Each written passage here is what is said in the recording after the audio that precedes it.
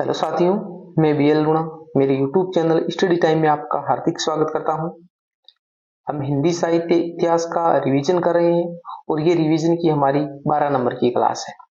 हमने इस प्लेटफॉर्म पर हिंदी साहित्य का जो संपूर्ण सिलेबस था हमारे फर्स्ट ग्रेड के लिए, उस सिलेबस को अच्छे से कवर कर लिया है और वो सारी वीडियो है वो एक प्लेलिस्ट बनी हुई है फर्स्ट ग्रेड के नाम से, वहां पर वो उपलब्ध है। अगर आपने अभी तक वो क्लास कोई देखी नहीं है, अगर कोई टॉपिक आपका अधूरा रह गया है तो आप जाकर उसको अच्छे से वॉच कर सकते हो, उसको अच्छे से आप समझ सकते हो। इसकी जो संपूर्ण पीडीएफ है वो मेरे Telegram channel study time BL Luna के नाम से वहां पर उपलब्ध है। आप जाकर उसको अच्छे से डाउनलोड कर सकते हो, अच्छे से उसको अध्ययन कर सकते हो। तो बिना समय गंवाए हम शुरुआत करते हैं क्लास की। उससे पहले अगर आप मेरे चैनल पर पहली बार विजिट कर रहे हो तो चैनल को सब्सक्राइब कर ले, बेल आइकन को ऑल पे प्रेस कर ले, ताकि जब भी मैं कोई नया वीडियो अपलोड करूं तो उसका नोटिफिकेशन आपको तुरंत मिल सके। किसी भी प्रकार का डाउट कंफ्यूजन रहता है तो भी आप मेरे को कमेंट कर सकते हो, और वीडियो पसंद आती है तो आप लाइक जरूर करें, क्योंकि आपके लाइक करने से हम मोटिवेट होते हैं।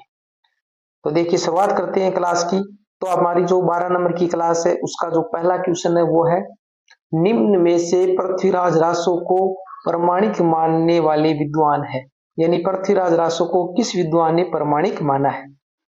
तो पहले ए में दे रखा है डॉक्टर श्याम सुंदर दास, ब में दे रखा है मोहनलाल विष्णुलाल पांड्या, स में दे रखा मिश्र बंधु, और द में दे रखा ये सभी। तो हमारा आंसर है वो देवाड़ा है, यानी इन सभी ने जो पृथ्वीराज रासो उसको प्रमाणिक माना है। पृथ्वीराज रासो के संबंध में 3 मत प्रचलित है, एक है अप्रमाणिक, एक है अर्ध प्रमाणिक और एक है प्रमाणिक। तो ये प्रमाणिक मानने वाले। अब व्याख्या देख लेते हैं हम। व्याख्या की बात करें तो देखिए, कर्नल श्याम मोहन मिश्र जोनक, ये मैंने एक सूत्र है जो जिस समय हमने हिंदी साहित्य का इतिहास पढ़ा है वहां पर भी मैंने अच्छे से बताया। ये प्रमाणिक यानी प्रमाणिक मानने वाले सारे विद्वानों के नाम इसमें आ गए।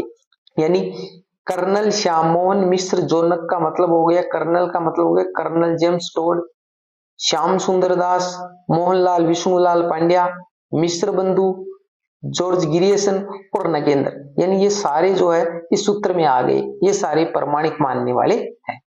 जैसे ही आपके एग्जाम में क्वेश्चन आए तो आप ये सूत्र अप्लाई कर देना। फिर आता है हमारा अर्ध प्रमाणिक। तो देखिए, मुनि प्रसाद चटर्जी नाहटा, ये अर्ध प्रमाणिक मानने वाले। तो इसके अंदर हमारा मुनि प्रसाद चटर्जी के अंदर जैसे मुनि से मुनि जिनविजय हो जाएगा, प्रसाद से यहाँ पर हजारी प्रसाद द्विवेदी, चटर्जी से हमारा सुनीति कुमार चटर्जी हो जाएगा, और उसके बाद में नाहटा का मतलब अग्रचंद नाहटा हो जाएगा। तो ये इसको अर्ध प्रमाणिक मानने वाले।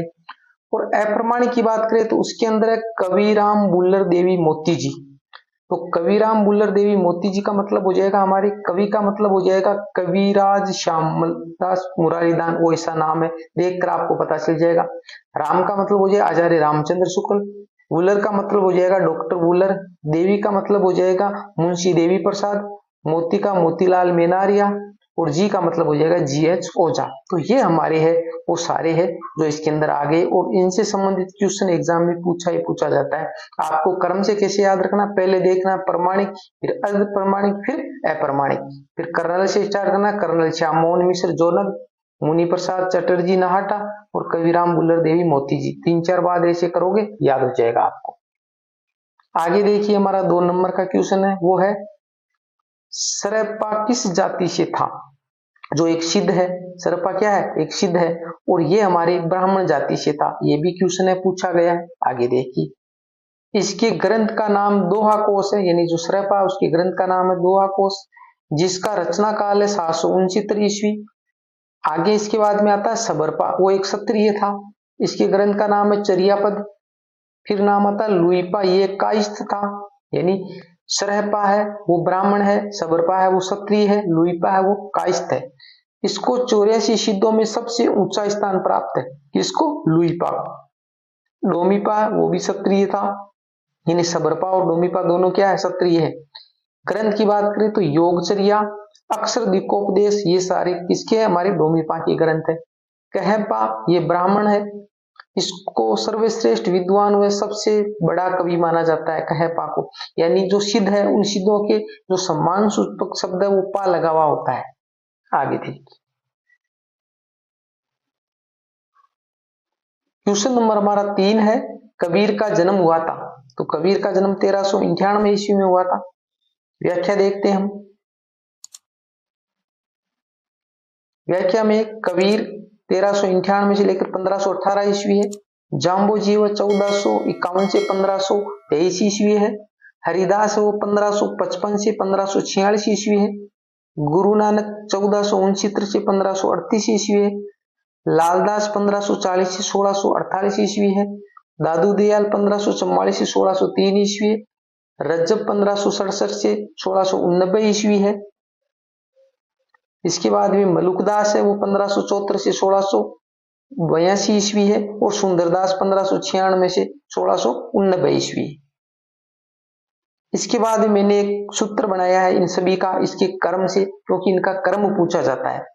कुंज हरीना लाल दारम सुंदर, कुंज हरीना लाल दारम सुंदर। तो कु का मतलब कबीर से लेना है, जैसे जाम्बो जी, ऐसे हरिदास, नानक, लालदास, दादू दयाल, रज्जब, मैं से मलुकदास और सुंदर से सुंदरदास। तो इन सभी का है वो कर्म याद हो गया आपको।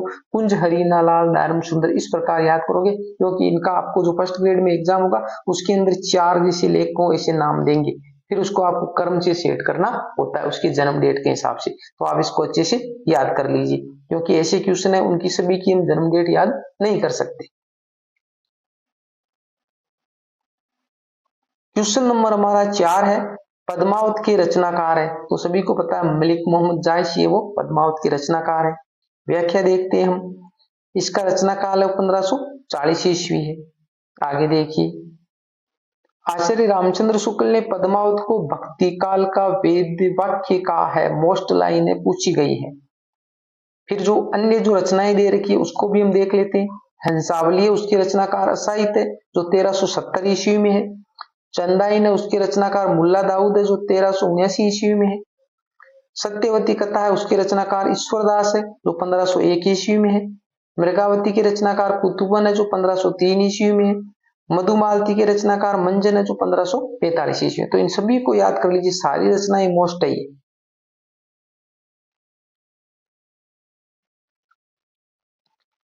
क्योंकि आजकल जो एग्जाम में जो क्वेश्चन है वो ऐसे पूछे जा रहे हैं कि जैसे इधर ये रचनाएं दे देंगे 4 और इधर उनकी है वो प्रकाशन की डेट देंगे, फिर आपको इसको सुमेलित करना होता है इस प्रकार। तो ऐसे क्वेश्चन आजकल ज्यादा पूछे जाने, तो इस प्रकार सभी को आपको अच्छे से याद करना है। 5 नंबर का क्वेश्चन है, इस क्लास का लास्ट क्वेश्चन है, अष्ट छाप की स्थापना किसने की थी? तो अष्ट छाप की स्थापना वो विठलनाथ ने की थी। विठलनाथ और बल्बाचार्य में आपको कंफ्यूजन नहीं होना है। यानी अष्ट छाप है उसकी स्थापना वो विठलनाथ ने की थी जो बल्बाचार्य के पुत्र थे। व्याख्या देखिए, व्याख्या में इसकी स्थापना 1565 ईस्वी में की गई थी। किसकी? अष्ट छाप की। अष्ट छाप का वरिष्ठ कवि है वो कुंभन दास है, यानी सबसे बड़ा वो कुंभन दास को माना गया। अष्ट छाप का कनिष्ठ कवि वो नंददास को माना गया है। अष्ट छाप का कुशाग्र बुद्धि कवि वो कृष्णदास को माना गया है। और अष्ट छाप के एकमात्र राजस्थानी कवि वो है गोविंद स्वामी। तो ये सारे ही क्वेश्चन महत्वपूर्ण है, इसमें आपको कंफ्यूजन नहीं होना, वरिष्ठ कौन सा है, कनिष्ठ कौन सा है, कुशाग्र बुद्धि। तो कुशाग्र बुद्धि है वो कृष्णदास है, कनिष्ठ है वो नंददास है और वरिष्ठ है वो कुंभन दास है। इसको अच्छे से आपको याद करना है। ये छोटे छोटे दिखने वाले क्वेश्चन एग्जाम में आपको कंफ्यूजन करते, देखने में सरल लगते, फिर वहां पर ऐसे हो जाता है कनिष्ठ कौन था, वरिष्ठ कौन था, कुशाग्र कौन था। ये तो इसको सेपरेट अच्छे से याद करना है, ठीक है। तो इस क्लास के अंदर हमने 5 क्वेश्चनों को अच्छे से व्याख्या करते हुए देखे। उम्मीद करता हूँ ये क्लास आपको अच्छी लगी होगी। अच्छी लगी है तो इसको लाइक करिए, अपने दोस्तों के साथ में भी शेयर कीजिए। अभी तक आपने चैनल को सब्सक्राइब नहीं किया तो सब्सक्राइब जरूर कर ले। एग्जाम अभी पास में ही है, अच्छे से आप तैयारी कर रहे हो, जितना ज्यादा हो अच्छे से रिवीजन करिए, ज्यादा से ज्यादा जो एबीसीडी वाले क्वेश्चन होते हैं वो निकाले, जिससे क्या होगा कि आपको ये पता चलेगा कि कौन सा जो टॉपिक है वो हमारा वीक है। तो जितने ज्यादा आप एबीसीडी वाले क्वेश्चन निकालोगे एमसीक्यू, तो उसमें से क्या होगा, आपको जिस क्वेश्चन गलत होता है तो उस टॉपिक को जाकर आप वापस अच्छे से देखिए। लास्ट टाइम में यही रणनीति होती है, अच्छे से आप तैयारी करिए, ठीक है। मिलते हैं अगली वीडियो में, तब तक के लिए जय भीम जय भारत।